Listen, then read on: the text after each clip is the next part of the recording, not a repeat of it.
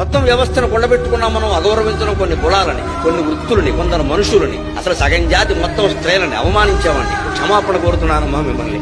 భారతీయ సంస్కృతి తరఫున అవమానించాం, మమ్మల్ని క్షమించండి. యావత్తు స్త్రీ జాతి క్షమించండి. నేను చూశాను నా కళ్ళతో. ఆడాళ్ళు పండుగ ఆడదాని నీకెందుకు లోపలికి పో, పెడబుద్ధులు ఉంటాయి మీకు, ఆడదాన్ని నమ్మద్దు అని పుస్తకాల్లో రాసి ప్రచారం చేశారు.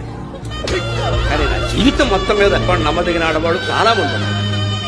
మోసానికి ఆడదేం ప్రసిద్ధి కాదు, మగాడు ప్రసిద్ధి.